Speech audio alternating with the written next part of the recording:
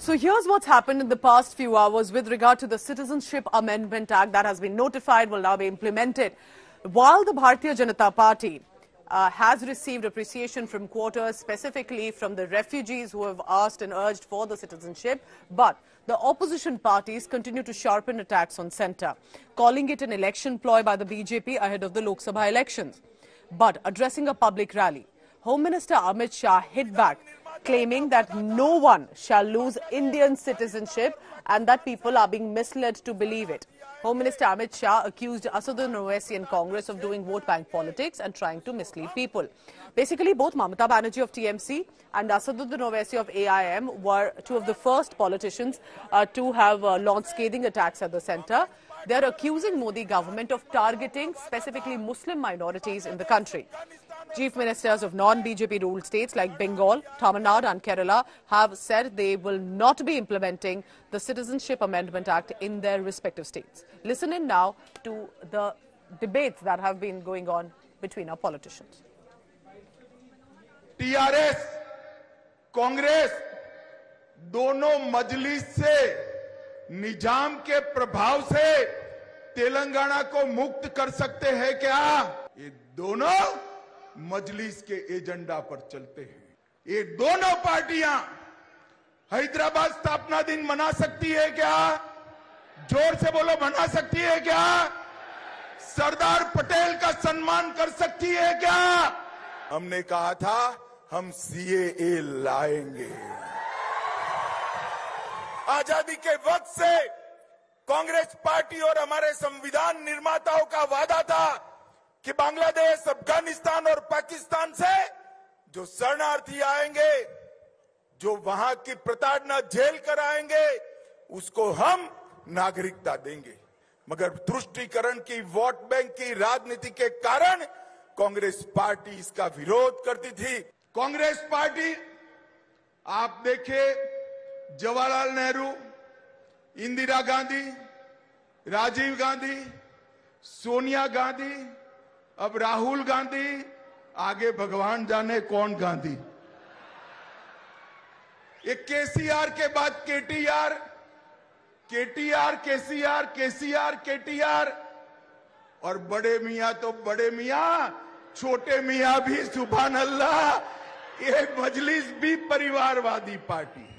ये तीनों पार्टियों का लक्ष्य राजनीति में अपने बेटे बेटों का कल्याण करना है, बेटों बेटियों को कल्याण करना है। जैसे असम में अब देखा, 2019 में जब शुरुआत किया था, 19 लाख लोगों को निकाल दिया था। इसमें 13 लाख हिंदू था, बंगाली, हिंदू बंगाली था।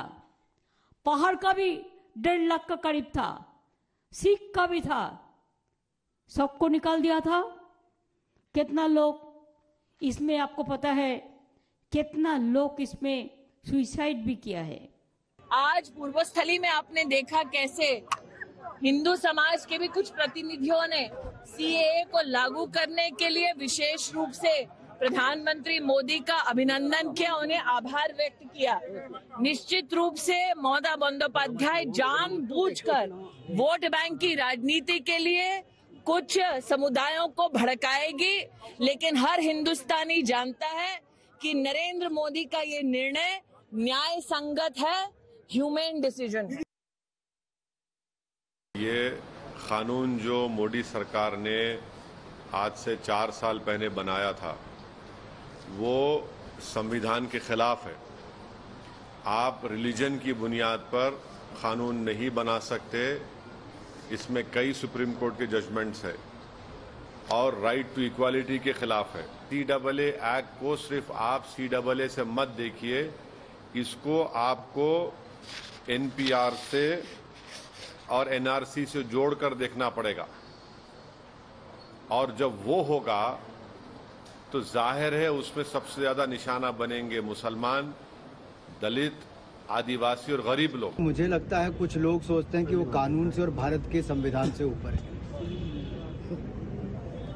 हम लोग संविधान से चलने वाले और संविधान से देश को चलाने वाले लोग हैं। हमारे लिए संविधान सर्वोपरि। पार्लियामेंट ने जिस कानून को पास किया उसको अक्षरशः लागू करना लेटर एंड स्पिरिट लागू करना, वो हमने संकल्प लिया था, करके दिखाया है। सीएए के आने से उन लोगों के जीवन में बदलाव आएगा जिनको नागरिकता लेने के लिए 70 साल इंतजार करना पड़ा। 9 बार सरकार ने, मोदी सरकार ने एक्सटेंशन मांगी सुप्रीम कोर्ट से, 9 बार, 1 बार नहीं, 2 बार नहीं, 9 बार। और 4 साल और 3 महीने के बाद ठीक चुनाव के वक्त उन्होंने ये रूल्स की घोषणा की है। मकसद क्या है? पहला मकसद है ध्रुवीकरण। इनकी रणनीति, चुनावी रणनीति ध्रुवीकरण की होती है, और खास तौर से पश्चिम बंगाल और असम के इलेक्शन को लेकर ये अभी घोषणा की गई है। का सपोर्ट करने वाला भी लोग असम में है, का विरोध करने वाला लोग भी असम में है। जैसे दोनों पक्ष का आर्गुमेंट है। असम का पहले भी एक कानून था, IMDT कानून। जब कोर्ट में गया था, कोर्ट ने फैसला लिया और कोर्ट ने ही वो कानून को रिपील किया। संसद में का पारित हो चुका है, का रूल भी नोटिफाई हो चुका है।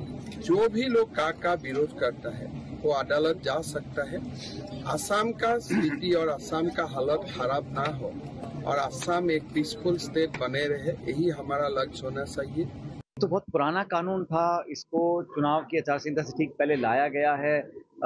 मुझे खुशी होती है अगर ये सरकार MSP पे कानून लेके आती है, ये सरकार नरेगा की तरह कोई रोजगार संबंधी कानून लेके आती है, जन कल्याण का ऐसा कोई कानून लेके आती है, हम उसका स्वागत करते हैं। देखिए, कोई भी काम अगर जनता के हित में होता है, तो सरकार कोई भी हो उसको हम अप्रिशिएट करते हैं।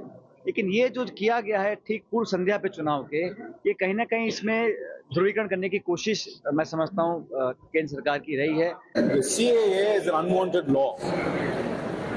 It aims to give citizenship to persecuted refugees who come from 3 specific countries, Bangladesh, Pakistan and Afghanistan, who have come to India before 2019. But the twist in the tail is that it will only give citizenship to those who do not belong to the Islamic faith and who belong to the other faiths. Any law which differentiates people on faith is not acceptable and it is discriminatory. And if the India bloc comes to government, we will definitely revoke this law. যারা CAA নিয়ে vote নিয়েছিল তারা vote নিয়েছিল আপনার কাছে 2019 সালে। ভারতবর্ষে 2019 থেকে 24-এর মধ্যে শয়ে বিল পাস হয়েছে। একটা বিলের নিয়ম বা রুল ফ্রেম করতে 1 থেকে 1.5 মাস লাগে। সিএ রুল ফ্রেম করতে লেগে গেল 5 বছর। কালকে যে সিএ রুল ড্রাফট করে ছাড়া হয়েছে সেখানে খালি 40 পাতার ফর্ম, ভিতরে কিচ্ছু নেই। এই ফর্ম নিয়ে আপনি কোথায় অ্যাপিল করবেন, আবেদন করবেন, কিচ্ছু নেই। আর একটা গাজরের মতো, জুমলার মতো।